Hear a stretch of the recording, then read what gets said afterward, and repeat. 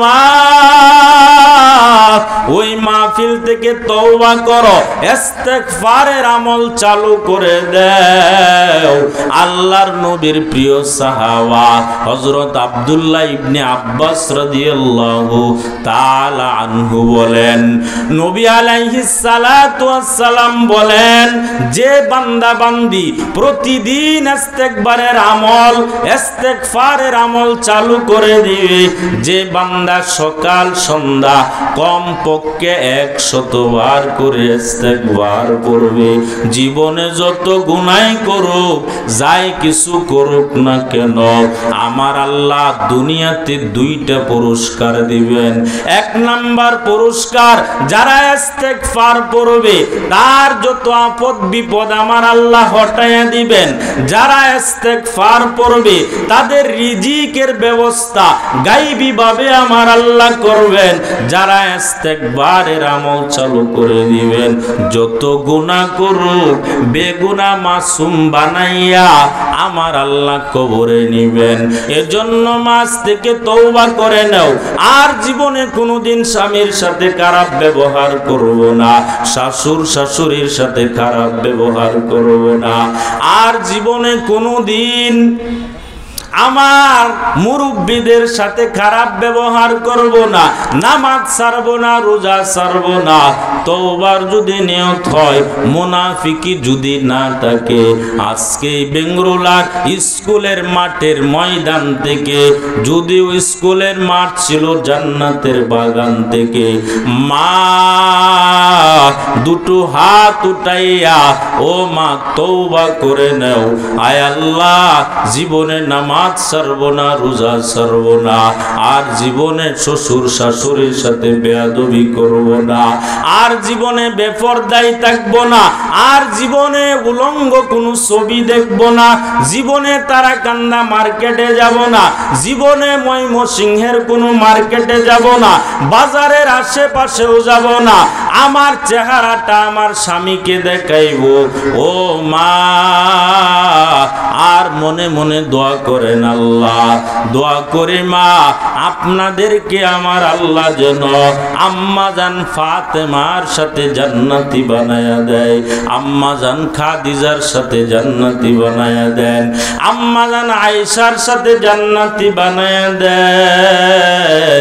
আয় আল্লাহ আমার প্রত্যেকটা মাকে কবুল করেন, এই মাদ্রাসাকে কবুল করেন, এই মাদ্রাসার উস্তাদদেরকে আল্লাহ আপনি কবুল করেন।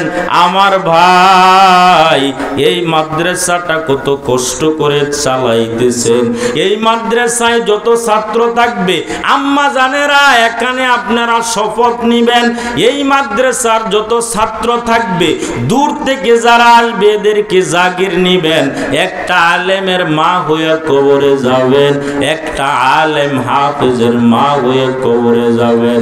এই মাদ্রাসায় দান খয়রাত করবেন, এই মাদ্রাসার যত হাজত, একটা ছোট বাচ্চাকে জাগির রাখিয়া আপনার বাবার কবরের আযাব মাফ করাইয়া দিবেন, একটা ছোট সন্তানকে জাগির রাখিয়া আপনার দাদা দাদি দুজি দুনিয়াতে থাকতো তাদের খাবারের ব্যবস্থা আপনার করতে হতো।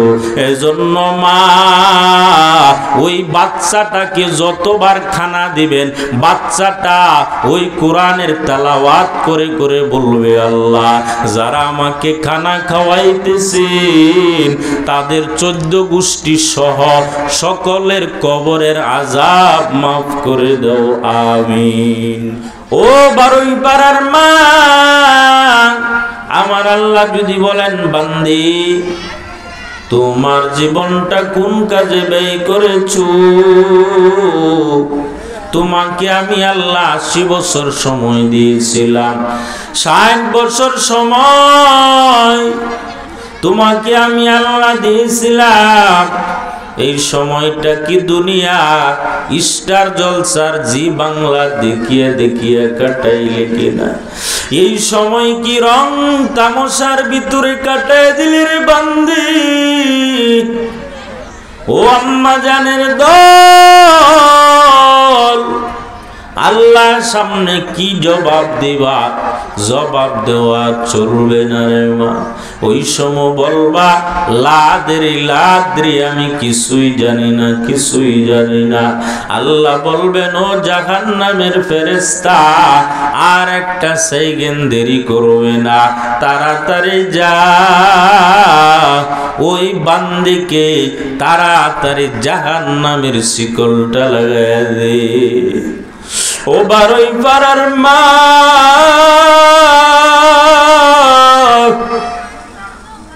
এই জন্য আমার আল্লাহ কোরআনের ভিন্ন ভিন্ন আয়াতে তোমাদের সম্পর্কে আয়াত নাজিল করে দিলেন রে মা। শুধু আয়াত নাজিল করেন না, আমার আল্লাহ মহিলাদের নামে একটা সূরাও নাজিল করে দিয়েছেন রে মা। সূরাতুন নিসা, মহিলাদের সূরা। শুধু পুরুষের সূরা আল্লাহ নাজিল করেন নাই, আল্লাহ তাআলা মহিলাদের জন্য সূরা নিসা নামক একটা সূরা আমার আল্লাহ কোরআনের ভিতরে অবতীর্ণ করে দেখায় দিলেন। মা বোনদের বিধিবিধান কেমনে চলবে, একজন মা কেমনে সে পর্দা করবে, একজন মা সে কেমনে একটা বাচ্চা গর্ভে ধারণ করবে, একজন মার চলার গতিটা কেমন হবে, রাস্তা দিয়া চলার সময় মার ব্যবহারটা কেমন হবে। ওই মা তো আওয়াজ দিতে হবে, গলার আওয়াজটা কেমনে দিবে, পর পুরুষের সাথে কিভাবে কথা বলবে, বেগানার সামনে কিভাবে বেগানার থেকে দূরে থাকবে, এমন এমন ভিন্ন ভিন্ন আয়াতে আমার আল্লাহ কোরআনের ভিতরে বলে দিয়েছেন রে মা। ও এলাকার আম্মা জানের দল, এজন্য আমার আল্লাহ ভিন্ন আয়াতের ভিতরে বলেন ইয়া নিসাআন নাবিয়্যি লাস্তুন্না কাআহাদিম মিনান নিসা। আমার আল্লাহ বলেন ও নবীর বিবিগণ, তোমরা অন্যান্য মহিলাদের মতো নও যদি তোমরা আমি আল্লাহকে ভয় করো। এর মানে হলো মুফাসসিরিন ইকরাম বলেন এই আয়াতের ভিতরে আমার আল্লাহ নবীর স্ত্রীদেরকে বললেন ও নবীর স্ত্রীগণ, তোমরা দুনিয়ার অন্যান্য মহিলার মতো নও। দুনিয়ার মহিলারা যেইভাবে বেগানার সামনে যায় তোমরা কিন্তু যাইবা না। দুনিয়ার মহিলারা যেইভাবে রাস্তা দিয়ে চলাচল করে, বোরকা লাগায় না, টুট পালিশ নুক পালিশ ব্যবহার করে, এইভাবে তোমরা চলবা না। তোমাদের চলার গতিটা কেমন, তোমরা হাঁটতে চলতে উঠতে বসতে আমার নবীর সাথে সংসার করতে যাইয়াও তো আল্লাহ তাআলা শর্ত লাগায় দিলেন ইনিত্তাকাইতুন্না, তোমরা যদি আমি আল্লাহকে ভয় করো তাহলে তোমরা সত্যিকার নবীর স্ত্রী। মুফাসসিরিন ইকরাম বলেন না না, এই কথাই না, আমার আল্লাহ শুধু নবীর স্ত্রীদেরকে আয়াতের ভিতরে বলেন নাই, বরং গোটা জমিনের নারীর দলকে বলেন ও নারীর দল, তোমরা কিন্তু ওই নবীদের মা, ওলিদের মা, সাহাবায়ে কেরামের মা, আউলিয়া কেরামের মা, তোমাদের মতো সম্মানিত মার কেউ হতে পারে না রে মা। নবীর বিবিরা যেইভাবে নবীকে মেনেছেন তোমরাও সেইভাবে তোমাদের স্বামীদেরকে মানো।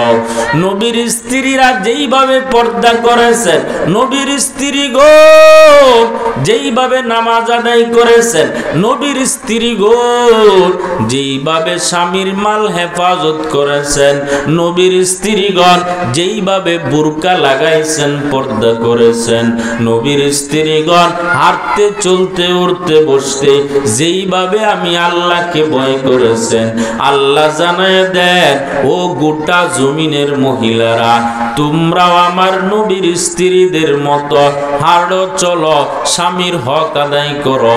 তোমরাও নবীর স্ত্রীদের যেইভাবে নবীর সাথে ব্যবহার করেছেন তোমরাও তোমাদের স্বামীর সাথে ব্যবহার করো। हकीकत से तो दुनिया बेखबर है, दुनिया की नुमाइश पर नजर है। नमी गोयाम के आज दुनिया जुदा बाश बहर हाले के बासी बा खुदावास। ओ बारुई पारार मा ও বেঙ্গুলা বাজারের আম্মা জান, আপনাদের ভাগ্য এত ভালো, কারণ আপনারা নবীদের মা, ওলিদের মা, সাহাবায়ে কেরামের মা। আপনাদের মতো সম্মানিতা মা এই জমিনে আর কেউ হতে পারে না রে মা। আল্লাহ আপনাদের এত সম্মান দিয়েছেন, কিন্তু আমার আল্লাহ শর্ত লাগায় দিয়েছেন, মারা আমার আম্মা জান, যদি তোমরা আমি আল্লাহকে ভয় করো, হাঁটার বেলা আমি আল্লাহর ভয়, চলার বেলা আমি আল্লাহর ভয়। স্বামীর সংসার করতে যাই আমার ভয়, স্বামীকে কেমনে মানবা সেই ক্ষেত্রেও আমার ভয়। ইনিত্তাকাইতুন্না ফালা তাকযানা বিল কওল, পর্দা করলা, সব কিছু করলা, কেমনে পরপুরুষের সাথে কথা বলবা ওই জায়গার ভিতরেও কেমনে তোমার গলার আওয়াজটাকে কন্ট্রোলে রাখবা, ওই জায়গার ভিতরেও আমার আল্লাহর ভয় থাকা লাগবে রে মা। এই জন্য তোমরা এত দামি মা, তোমাদের মতো দামি গোটা জমিনে কিছুই নাই। তোমরা স্বর্ণের চেয়ে সুন্দর, তোমরা হীরা মানিক মুক্তার থেকে বড় দামি। ও এলাকার আম্মা জানের দল, নবীর স্ত্রীরা কে কিভাবে আমার নবীকে মেনেছেন, নবীর স্ত্রীরা কিভাবে আমার নবীর সাথে ব্যবহার করেছেন। আল্লাহ কোরআনের ভিন্ন আয়াতে বলেন, আমিনু কামা আমানান নাস, আমার নবীর বিবিরা যেইভাবে নবীর সাথে ব্যবহার করেছেন, আমার সাহাবারা যেইভাবে নবীর সাথে ব্যবহার করেছেন, আমার সাহাবারা যেইভাবে নবীর আদর্শটাকে মেনে নিয়েছেন, আমার নবীর স্ত্রীরা যেইভাবে নবীর আদর্শটাকে মেনে নিয়েছেন, ও দুনিয়ার নারীর দল, তোমরাও সেইভাবে নবীর আদর্শটাকে মেনে নাও। আমার নবী কেমন নবী, আমার নবীর স্ত্রীরা কিভাবে নবীর হক আদায় করেছে। আম্মা জান খাদিজাতুল কুবরা রাদিয়াল্লাহু তাআলা আনহা নবীকে কেমন ভাবে মেনেছেন। আম্মা জান আয়েশা রাদিয়াল্লাহু তাআলা আনহা বলেন, একদিন তাকায় দেখি নবী আমার হুজরায় বসে গুনগুন করে কান্না করে। আমি বলি, নবী আপনি কেন কাঁদেন? নবী বললেন, আয়েশা খাদিজার কথা মনে পড়লে আমি নবী চোখের পানি ধরে রাখতে পারি না। আম্মা জান আয়েশা বলেন, ওই খাদিজা আপনার কেমন বিবি? নবী বললেন, ও আয়েশা, ওই আরবে আমার মা নাই, আমার বাবা নাই, আমার কেউ নাই, আরবের সব মানুষেরা আমার শত্রু হয়ে গেল। আমি নবী দুনিয়াতে আসার আগে আমার বাবা দুনিয়া থেকে বিদায় হয়ে গেলেন। আমি নবী দুনিয়াতে আসিয়া আমি আমার মা আমার বাবার চেহারাটা কি দেখতে পারলাম না। ও বেঙ্গরুলার মারে, আপনাদের তো ভাগ্য ভালো, আপনারা ওলিদের মা, নবীদের মা, সাহাবায়ে কেরামের মা। আজকে যত বড় বড় আলেম এখানে আসবে, মুফাসসির আসবে, শায়েখ আসবে, পীর সাহেব আসবে, সব হলো আপনাদের মায়ের গর্ভ থেকে আসা হাতিয়ারে আম্মা জানের দল।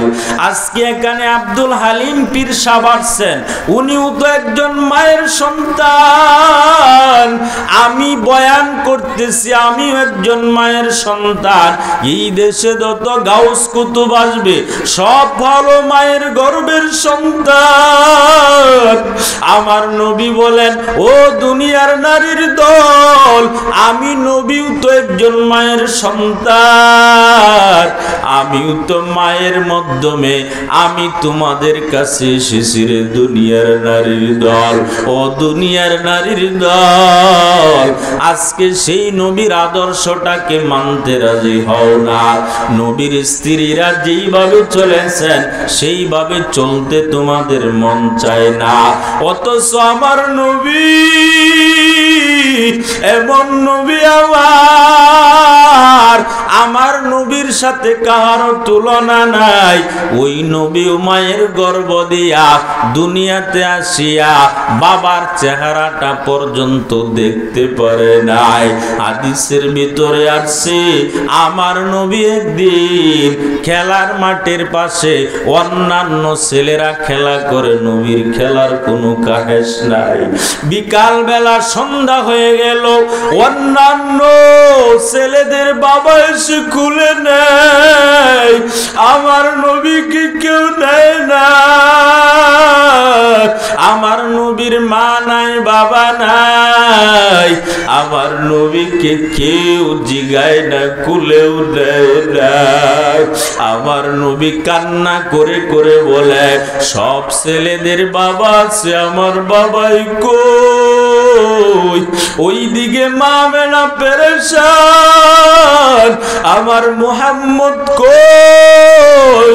লোকেদের কাছে জিজ্ঞাসা করে, ভাই আমার ছেলে মুহাম্মদকে দেখছো নি? বলে না না, মুহাম্মদ নামে কাউকে চিনি না, তবে একটা সন্তানকে দেখেছি, বাবা বাবা বলে চিৎকার করতেছে। মা মেনা দৌড়ে আসিয়া দেখে আমার নবী কান্না জড়িত কণ্ঠে বাবা বাবা বলে চিৎকার করতেছে। মা মেনা বলে, ওরে সন্তান আর কাঁদবি না, আমি তোর কান্না সহ্য করতে পারি না রে।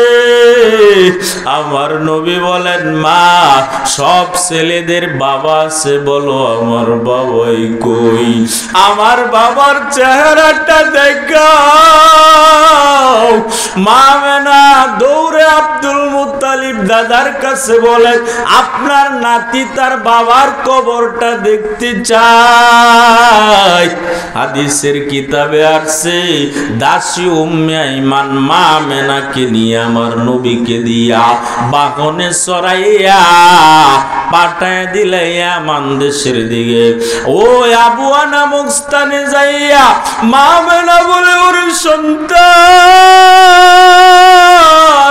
ওই গাছের নিচে তোমার বাবার কবর। আমার নবী ওই বাহন থেকে নামিয়া, আমার নবী বাহন থেকে নামিয়া রে মা হাউ মাউ করে কান্না শুরু করে দেয়। আমার আল্লাহ বলেন, জিবরাইল যাও, আমি আমার নবীর কান্না সইতে পারি না রে জিবরাইল, তাড়াতাড়ি যাও, আমার নবীর কান্না আমি সইতে পারি না রে। ওইদিকে মা আমেনা দাসী উম্মে আইমান ফিরার পথে আবার চলে যাইতেছে। হঠাৎ করে মা আমেনার পেটে ব্যথা শুরু হয়ে গেল। দাসী উম্মে আইমানকে বলে, আমার ছোট্ট সন্তান মুহাম্মদকে দাও, আর বুঝি আমি বেশি দিন বাঁচব না, দুনিয়া থেকে বিদায় হয়ে যাব। শেষ বেলায় একটু আদর আমি আমার সন্তানকে করে দেই। ও এলাকার আম্মা জানের দল, আজকে যত বড় ওলি, গাউস কুতুব, যত বড় শায়েখ, মুহাদ্দিস, মুফতি, যাই কিছু বলো না কেন, ও মা সব হলো তোমাদের অবদান। ও মা তুমি যদি ভালো হও, তোমার সন্তান ভালো হবে রে মা। ও এলাকার আম্মা জানের দল, ওই শিমুল গাছ থেকে যেমন ভালো ফলের আশা করা যায় না, ও আম্মা জান, কাঁঠাল গাছ থেকে কাঁঠাল হয়, আম গাছ থেকে আম হয়। শিমুল গাছ থেকে যদি ফলের আশা করা যেমন বেয়াদবি, মূর্খতা, বেহায়া, নিলজ্জার মতো হইয়া রাস্তায় নিজের শরীরটাকে বের করিয়া ভালো সন্তানের মা হওয়ার আশা করাটাও বেয়াদবি, মূর্খতা। এজন্য মা, তোমাদের বড় সম্পদ হলো নিজেকে পর্দায় রাখা। তোমার মতো মা যদি নামাজ পড়তে পারে, তোমার মতো মা যদি পর্দা করতে পারে, তোমার মতো মা যদি 5 বেলার নামাজকে দেখিয়ে কখনো যদি বাদ না দেয়, রমজানের রোজা বাদ না দেয়, তোমার মতো মা স্কুলে চাকরি করে তারপরেও তার চেহারা ভিন্ন কোনো পুরুষ দেখতে পারে না, তোমার মতো মা, অনেক মা স্বামী নাই গার্মেন্টসে কেটে কেটে হয়, নিজের চেহারাটা আবৃত করিয়া পর্দার সহিত চাকরি করে কোনো পুরুষের সাথে কথা বলে না। তুমি কেন একজন বেগানা পুরুষের সাথে কথা বলো? বুঝলাম না তোমার কি হয়ে গেল রে মা। আজকে এই বেঙ্গরুলার আশেপাশে কত মা আছো, বারোই পাড়ার কত মা, ও যুবক, আল্লাহর কাছে কি জবাব দিবা? একটা সেকেন্ডের জবাব তুমি দিতে পারবা না। আমার আল্লাহ যদি হাসরের ময়দানে বলে, ও বারোই পাড়ার যুবক, তোর ঘরের স্ত্রীকে কেন তুই তারাকান্দা মার্কেটে যাইবার দিলে? তোর ঘরের স্ত্রী কেন ময়মনসিংহ বাসাবাড়ি মার্কেটে যায়?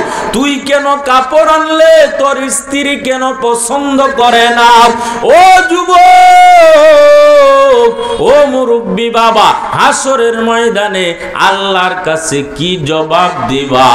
আমার মনে হয় তোমার ওই সময় জাহান্নাম ছাড়া কোনো উপায় থাকবে না। এজন্য আমার আল্লাহ বলেন, ইয়া নিসাআন নাবিয়্যি লাস্তুন্না কাআহাদিম মিনান নিসাই ইনিত্তাকাইতুন্না ফালা তাকযুআনা বিল কওল ফায়াতমাআল্লাযী ফী কলবিহি মারাদ ওয়া কুলনা কওলাম মা'রুফা। ও আম্মা জান, পর্দা করো, তোমার শরীরটা আবৃত করে রাখা যেমন ফরজ, ও মা 5 বেলার নামাজ আদায় করাটাও তেমন ফরজ। নিজেকে পর্দার ভিতরে রাখা যেমন ফরজ, 5 বেলার নামাজ আদায় করাটাও তোমার জন্য ফরজ। তুমি যদি মনে করো আমি পর্দা করব, নামাজ পড়ব না, আমি নামাজ আদায় করব, বেপরদায় থাকবো, দুইটার থেকে একটাকে ছেড়ে দিলে ইবাদত কবুল হবে না রে মা। ইবাদত কবুল হওয়ার জন্য 1 নাম্বার শর্ত নিজেকে আবৃত করে রাখা, অর্থাৎ ঘরের মা ঘরে থাকবে, বাড়ির বাহিরে কেন মা যাবে? এটা কখনোই হতে পারে না। আমার আল্লাহ কোরআনের ভিন্ন আয়াতে বলেন, ওয়াকারনা ফি বুয়ুতিকুন্না ওয়ালা তাবাররাজনা তাবাররুজাল জাহিলিয়াতিল উলা। আমার আল্লাহ বলেন, ও দুনিয়ার নারীর দল, তোমরা ঘরের মহিলা ঘরে থাকবা ওই জাহিলিয়তের যুগের নারীদের মতো। তোমরা রাস্তায় লিপস্টিক মাখাইয়া, সেন মাখাইয়া নিজের সুন্দর শরীরটাকে বেগানাকে দেখায়ও না। বেগানাকে যদি একবার নজর তোমার শরীরে লাগে রে বা, ওই জাহান্নাম, ও মা, জাহান্নাম থেকে বাঁচতে পারবা না। আমার নবীর কাছে মহিলার সবচাইতে বড় অবদান হলো নারীর সৌন্দর্য। নারী তার চেহারাটাকে আবৃত করে রাখবে রে মা। আজকে স্বর্ণ যদি রাস্তায় রেখে দাও, ওই স্বর্ণ চুরি হয়ে যাওয়ার সম্ভাবনা। ও মা, তুমি তো স্বর্ণের থেকে দামি, তোমার শরীরের তো অনেক দাম। তুমি যদি তোমার চেহারাটাকে রাস্তায় বেগানা পুরুষকে বিলাইয়া দেও, ও মা, ওই জাহান্নামের আযাব বড় ভয়ঙ্কর। আম্মা জান ফাতেমা রাদিয়াল্লাহু তাআলা আনহা বলেন, আমি একদিন আমার স্বামী আলীকে নিয়ে আমার বাবার দরবারে হাজির। নবীকে তাকায় দেখি নবী আমার চোখ বেবে বেবে পানির ফোঁটা গলি পড়তেছে। আলী জিজ্ঞাসা করে, আব্বাজান, ও আমার নবী, আপনি কেন কান্না করেন? আপনার কান্না সইতে পারি না। ও নবী আমার পিতা মাতা আপনার জন্য উৎসর্গ করে দিলাম। ও নবী, আপনি কাঁদবেন না। নবী বললেন, ও আলী, আমি ওই মেরাজের রজনীতে যাইয়া তাকায়া দেখি অনেক মহিলাকে জাহান্নামে নিক্ষেপ করা হইতেছে। আর আমি জিবরাইলকে বললাম, ভাই জিবরাইল, ওই মহিলারা কারা? কাদেরকে তো আযাব দেওয়া হইতেছে? জিবরাইল আমিন বলে, নবী, এই মহিলারা হলো আপনার উম্মতের মারা। আজকে ওদেরকে কেন জাহান্নামে নিক্ষেপ করা হইতেছে? আমার নবী তাকায় দেখে এক মহিলাকে তার চুলের সাথে জাহান্নামকে বেঁধে রাখা হয়েছে, আর মাথার মগজগুলি ঠাস ঠাস করে ফুটতেছে, মাথার টুকরিগুলি দেখা যাইতেছে, হাড্ডি নাই। আর এক মহিলার দিকে আমার নবী তাকায়, ওই দ্বিতীয় মহিলার দিকে তাকাইয়া আমার নবী দেখেন ওই মহিলার জিহ্বার সাথে জাহান্নামে তার ঝুলাইয়া দেওয়া হয়েছে। তৃতীয় মহিলার দিকে তাকাইয়া আমার নবী দেখেন ওই মহিলার কপালের সাথে দুইটা পাকে বেঁধে দেওয়া হয়েছে, আর দুইটা হাত তার সিনার সাথে বেঁধে দেওয়া হয়েছে। আমার নবী চতুর্থ মহিলার দিকে তাকান, ওই দিকে তাকায় দেখেন ওই মহিলার স্তনের সাথে জাহান্নামের তার ঝুলাইয়া দেওয়া হয়েছে, আর হা হা করে চিৎকার করতেছে। পঞ্চম মহিলার দিকে তাকাইয়া আমার নবী দেখেন ওই মহিলার চেহারাটা শুকুরের মতো করে দেওয়া হয়েছে, আর জাহান্নামের ফেরেশতারা গুরজ মারতেছে। ষষ্ঠ মহিলার দিকে তাকাইয়া আমার নবী দেখেন ওই মহিলার চেহারাটা কুকুরের মতো হয়ে গেল, আর জাহান্নামের ফেরেশতারা গুরজ মারতেছে। আম্মা জান ফাতেমা কেঁদে কেঁদে বলেন, নবী আমার ওই প্রথম মহিলাকে কেন চুলের সাথে জাহান্নামকে বেঁধে দেওয়া হলো? আমার নবী বললেন, ফাতেমা, ইয়া ফাতেমা তু আনকিযা নাফসাকে মিনান নার, ও ফাতেমা নিজেকে জাহান্নাম থেকে বাঁচাইয়া কবরে যাও, না হয় কিন্তু ওই কবর তুমি ফাতেমাকে চিনবে না, ওই কবর চিনবে তোমার নেকামল। ও এলাকার আম্মা জানের দল, আজকে আপনারা নবীদের মা, ওলিদের মা, আপনাদের সাথে কারো তুলনা হয় না রে মা। ওই কবরে যাইয়া কি জবাব দিবা? একটা সেকেন্ডের জাহান্নামের আযাব সহ্য করতে পারবে না রে মা। আমার নবীর কলিজার টুকরা ফাতেমা নবীকে বললেন, আব্বা জান, ওই প্রথম মহিলাকে কেন জাহান্নামের সাতারের সাথে চুলটাকে ঝুলাইয়া রাখা হলো? নবী বললেন, ফাতেমা, এই মহিলা দুনিয়াতে তার মাথায় কাপড় দিত না, উড়না দিত না, ভিন্ন পুরুষেরা তার মাথার চুলগুলা দেখত আর আফসোস করত, এই মহিলাকে যদি পাইতাম। এজন্য আমার আল্লাহ ওই মহিলাকে জাহান্নামের শাস্তি দিতে শুরু করেছেন। ও আব্বাজান, দ্বিতীয় মহিলার জিহ্বার সাথে কেন তার ঝুলায় দেওয়া হলো? বলে, হ্যাঁ, এজন্য ওই মহিলা 24টা ঘন্টা শুধু গীবত করত, মিথ্যা কথা বলতো। একজনের গীবত আরেকজনের সাথে বলিয়া বলিয়া নিজে একটু উপকৃত হইত, পান খাইতো, সুপারি খাইতো, বিভিন্ন প্রকার ফয়দা লুটানোর জন্য মিথ্যা কথা বলতো, চুগলগিরি করত। এজন্য আজকে ওই জাহান্নামের তারের সাথে তাকে এমন শাস্তি দেওয়া হইতেছে এবং তার কণ্ঠনালীতে গরম পানি ঢালা হইতেছে। তৃতীয় মহিলার দিকে আমার নবী তাকান, বলে, আম্মা জান ফাতেমা বলেন, বাবা, ওই মহিলাকে কেন তার স্তনের সাথে ওই জাহান্নামের তার ঝুলানো হয়েছে? ওই মহিলা রাস্তা দিয়া যাইয়া বিভিন্ন প্রকার পাতলা কাপড় ওই স্তনে ব্যবহার করত, আর এই দেশের বকাটে যুবক তার দিকে তাকাইয়া তাকাইয়া হাজারো যুবকের চেহারা নষ্ট হয়ে যাইত, হাজারো যুবকের মন মানসিকতা খারাপ হয়ে যাইত, হাজারো যুবক নষ্ট হয়ে যাইত। এজন্য তাকে শাস্তি দেওয়া হইতেছে। আর পঞ্চম মহিলার দিকে তাকাইয়া আমার নবী বললেন, ফাতেমা,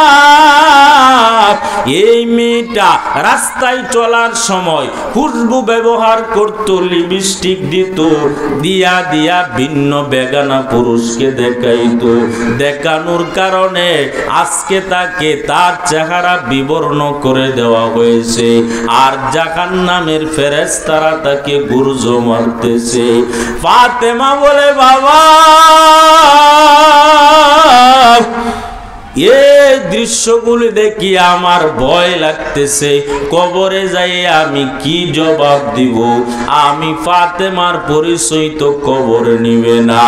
ওরে এলাকার আম্মা জানের দল, আজকে তোমাকে হাতে পায়ে ধরে বারবার বুঝাইতেছি, তাবলীগওয়ালারা তোমাকে বুঝায়, চরমনাইওয়ালারা বারবার দাওয়াত দিয়া তোমাকে বুঝায়, আরো বিভিন্ন এলাকার ভিতরে মা বোনদের ইসলাহি জলসা হয়, তালিম হইতেছে।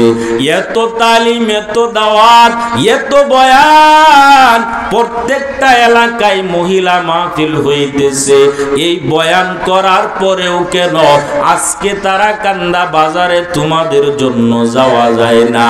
এই বয়ানের পরেও কেন বাসাবাড়ি মার্কেটে তোমাদের এত ভিড় মা?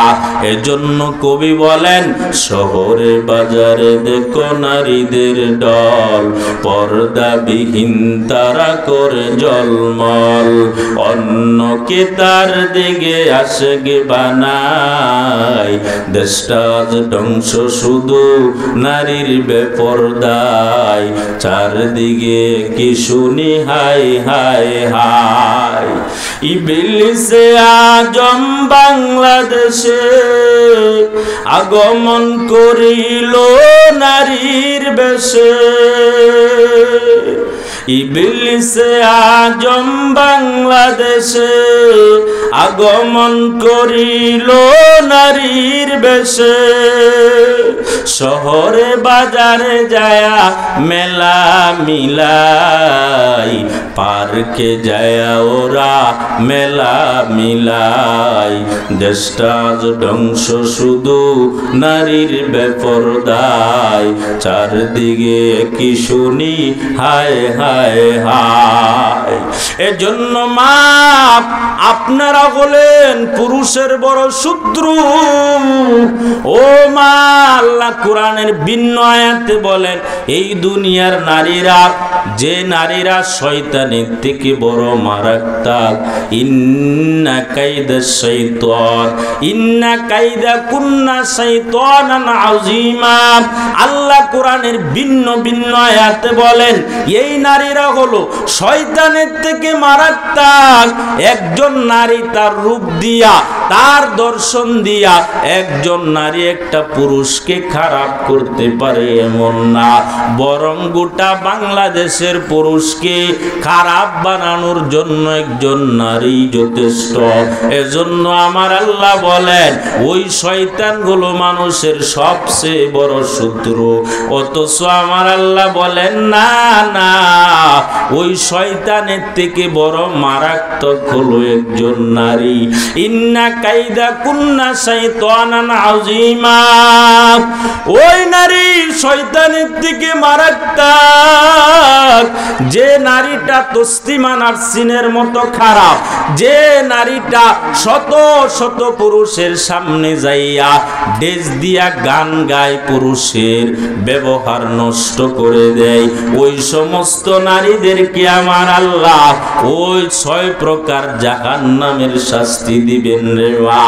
এজন্য মা সাবধান, নিজেকে নবীর স্ত্রীদের মতো গঠন করো, আম্মা জান খাদিজাতুল কুবরার মতো নিজেকে গঠন করে সাজাও, ফাতেমা রাদিয়াল্লাহু তাআলা আনহার মতো নিজেকে গঠন করে সাজাও, আম্মা জান আয়েশার মতো নিজেকে সাজাও। কেন মা?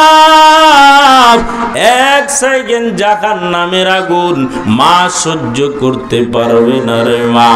আমার নবী বললেন ইয়া ফাতেমা তু আনকিযা নাফসাকি মিনান নার, এ ফাতেমা নিজেকে কবরের আযাব থেকে বাঁচাইয়া কবরে যাও।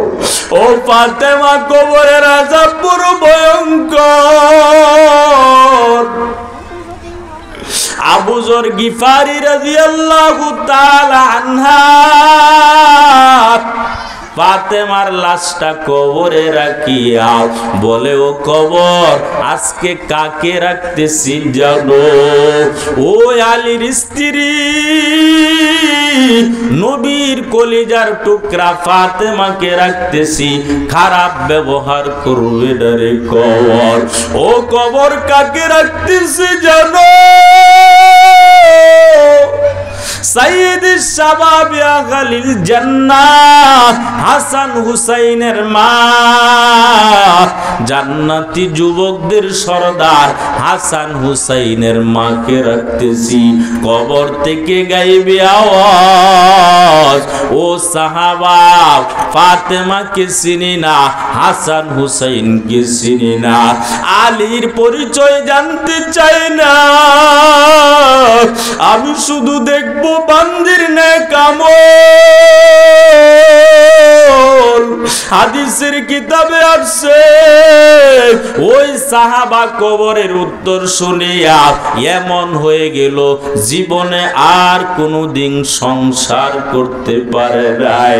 ও আম্মা জান, ওই কবরে যাওয়ার পর, কবরে রাখার পরে মাটির চাপ কেমনে সহ্য করবা?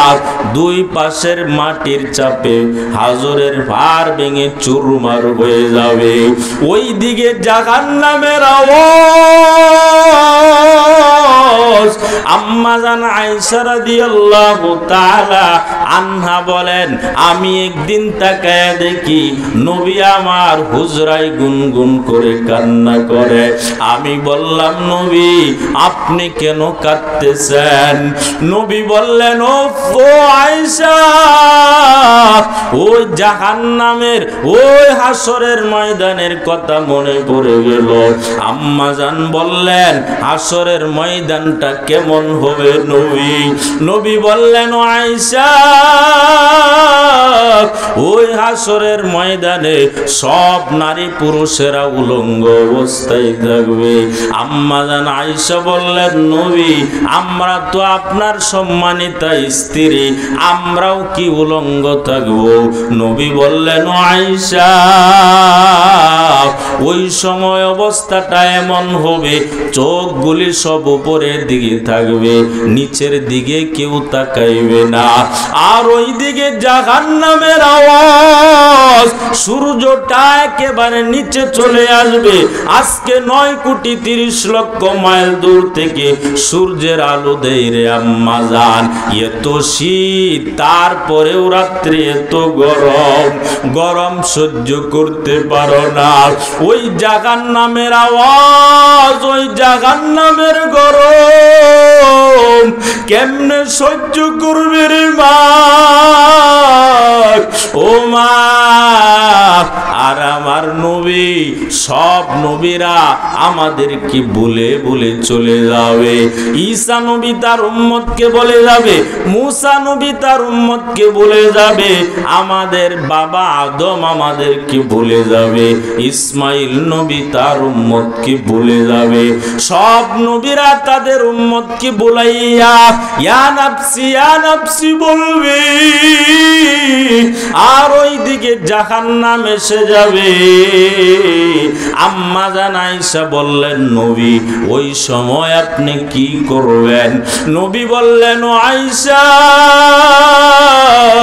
আমি নবী ওই সময় মাকামে মাহমুদে সাজদায় পড়ে আমার উম্মতের জন্য কাঁদতে শুরু করে দেব।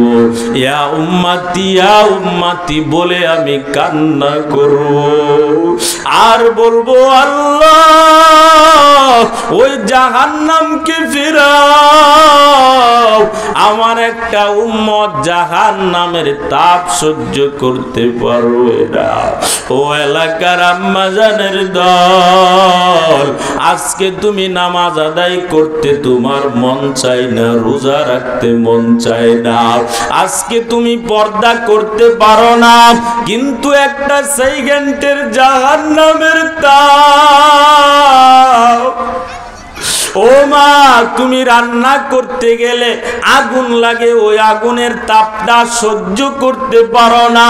দুনিয়ার সাধারণ আগুন, অথচ ওই জাহান্নামের আগুন হাজার হাজার গুণ বেশি হবে। ওই আগুনের পাওয়ারটা ভিন্ন রকম থাকবে রে বা। ও এলাকার আম্মা জান, আর ওই জাহান্নামের ফেরেশতারা তোমাকে আঁকড়ায়া ধরবে। জাহান্নাম বলবে, আল্লাহ গুনাহগার গুলোকে আমার পেটের ভিতরে দাও।